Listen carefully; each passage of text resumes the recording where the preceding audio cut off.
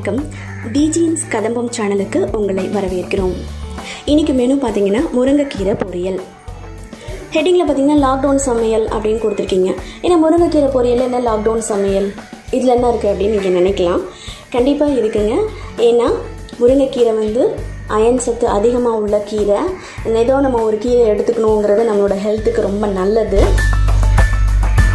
இந்த மாதிரி நமக்கு வீட்டுக்குள்ளேயே இருக்கும் போது கிடைக்கக்கூடிய ஆர்கானிக் வெஜிடபிள்ஸ் ஆகட்டும், இந்த மாதிரி கீரை வகைகள் ஆகட்டும், நல்லா ருசியாக சமைச்சு சாப்பிட்டுட்டு வீட்டுக்குள்ளே சேஃப்டியாக இருக்கிறது it's better for our health. இதுக்கு முன்னாடி பார்த்தீங்க அப்படின்னா நிறைய பேர் வீட்டில், எல்லார் வீட்லேயுமே பார்த்தீங்கன்னா முருங்கைக்கீரை மரம் கண்டிப்பாக இருக்கும். இப்போ கூட பார்த்திங்கன்னா மாடி தோட்டம்ன்ற ஒரு கான்செப்டில் வந்து நம்ம வந்து முருங்கைக்கீரை மரம், முருங்கை மரம் வந்து நம்ம வளர்த்துட்டு தான் இருக்கிறோம். ஸோ முருங்கை மரத்தில் பார்த்திங்கன்னா நம்ம வந்து கீரை, முருங்கைப்பூ, முருங்கை பிஞ்சு, முருங்கைக்காய், இந்த முருங்கை பட்டை கூட பார்த்திங்கன்னா இயற்கை வைத்தியத்துக்காக வந்து அவங்க யூஸ் பண்ணிகிட்ருக்காங்க. ஸோ அப்படி கிடைக்கக்கூடிய ஒரு ஆர்கானிக் ஃபுட்டை வந்து நம்ம எடுத்துக்கிறது நம்மளோட ஹெல்த்துக்கு நல்லது. என்னோடய சின்ன எக்ஸ்பீரியன்ஸ் நான் ஷேர் பண்ணுறேன். எங்கள் பாட்டி வந்து பார்த்திங்கன்னா ரொம்ப நல்லா சமைப்பாங்க.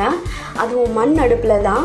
அவங்க அந்த மண் அடுப்பை வந்து அவங்களே போட்டு அது சாணமெல்லாம் மொழுகி கோலம் போட்டு மஞ்சள் குங்குமம்லாம் வச்சு அந்த வரட்டியில் தான் வந்து சமைப்பாங்களே. அவங்க ரொம்ப டேஸ்டியாக சமைப்பாங்க. ஆக்சுவலி நாங்கள் ஸ்கூல் விட்டு வரோம் அப்படின்னு பார்த்திங்கன்னா வந்ததுக்கப்புறம் எங்களுக்கு வந்து காட்டமாக ரசம் வைப்பாங்க. நல்லா சாதம் வடித்து இந்த முருங்கைக்கீரை பொரியலை பண்ணி எங்களுக்கு சாப்பாடு போடுவாங்க. அந்த நினைப்பு வந்து நிறையவே இருக்குது. அந்த நினைவு ஆக்சுவலி எங்கள் அம்மா சமைக்கும் போது கூட எங்களுக்கு அந்த நினைவு அதிகமாகவே வந்தது. ஸோ இதை வந்து உங்களுக்கும் நாங்கள் ஷேர் பண்ணணும். ஸோ நீங்களும் இந்த கீரையை வந்து வேறு விதமாக டிஃப்ரெண்ட்டாக சமைச்சு சாப்பிட்லாம் அப்படிங்கிற ஒரு கான்செப்டில் தான் இந்த வீடியோவே நாங்கள் அப்லோட் பண்ணியிருக்கிறோம். ஸோ பாருங்கள், உங்களுக்கு கண்டிப்பாக பிடிச்சிருக்கும். இந்த சேனலை நீங்கள் வந்துட்டு சப்ஸ்கிரைப் பண்ணுங்கள், லைக் பண்ணுங்கள், ஷேர் பண்ணுங்கள், கமெண்ட் பண்ணுங்கள், மறக்காமல் பெல் ஐக்கானை ப்ரெஸ் பண்ணுங்கள். வாங்க வீடியோக்குள்ளே போகலாம்.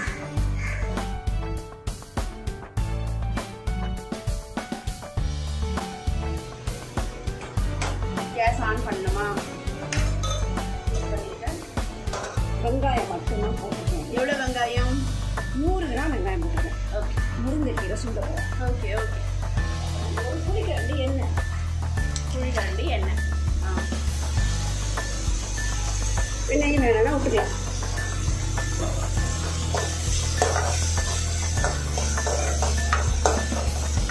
இது எவ்வளோ நேரம் வதக்கணும்? 3-4 நிமிஷம். கீரைக்கு போடக்கூடிய உப்பை இப்பயே போடுவேன். வெங்காயம் சீக்கிரம் வதங்கணுங்கிறதுக்காக கீரைக்கு போடுற உப்பவே தூங்கிடுவேன். ஓகே. ஆனால் கீரைக்கு கண்டிப்பாக மஞ்சப்பொடி போடணும்.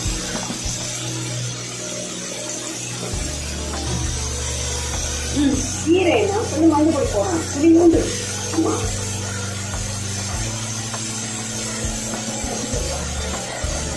சின்ன வளர்ச்சி சும்மா துணி தான் பிடிச்சி கூட போட்டுக்கலாம்.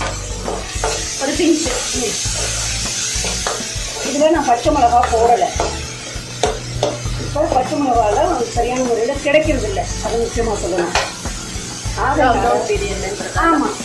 அதனால் வீட்டுக்கே காய்கறிலாம் கவர்மெண்ட் அரேஞ்ச் பண்ணியிருக்காங்க. ஆனால் இந்த மாதிரி சிலது வந்து கிடைக்க மாட்டேங்குது. கிடைக்கல. ஆகையினால தேங்காய் கிடைக்கல. ஓகே. ஆகையினால நான் பாசிப்பயிர் போடுறேன். அந்த கீரை ஒரு 1/4 கிலோ கீரை இருக்கும். அளவு சொல்கிறேன் நான். ஓகே. இல்லை, லாக்டவுன் பீரியடில் கவர்மெண்ட் வந்துட்டு காய்கறிலாம் வீட்டுக்கே கொடுத்து அனுப்புகிறாங்க. ரொம்ப ஹெல்ப்ஃபுல்லாக இருக்குது. பட் சம்டைம்ஸ் சில காய்கறிகள் கிடைக்க மாட்டேங்குது. போது நம்ம எதிர்பார்க்குற மெஷர்மெண்ட்டு அந்த அளவுக்கு நம்ம வச்சுருக்கோம் அப்படின்னு நினச்சிட்டு வீட்டில் இருக்குது அப்படின்னு நினச்சிட்டு வாங்காமல் கூட இருந்துருவோம். ஸோ அந்த மாதிரி டைமில் கிடைக்காம போயிடுது. ஸோ அதனால் பச்சை மிளகாய் இப்போதைக்கு இல்லை. தேங்காய் இல்லை, இப்போதைக்கு தேங்காய் இல்லை. எவ்வளோ பயிர்? 50 கிராம் பாசிப்பயிர். பயிர் பருப்பு இல்லை, பயிர் முழு பயிர் வறுத்து வச்சுருக்கேன். அதை போட்டிருக்கேன். தேங்காய்க்கு பதிலாக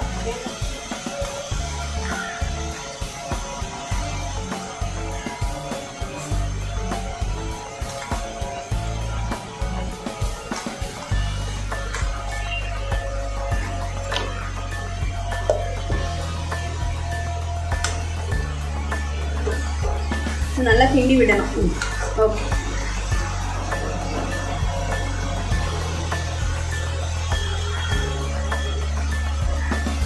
எவ்வளோ நேரம் இந்த மாதிரி இருக்கணும்? 5 நிமிஷம் வதங்கினா போதும்.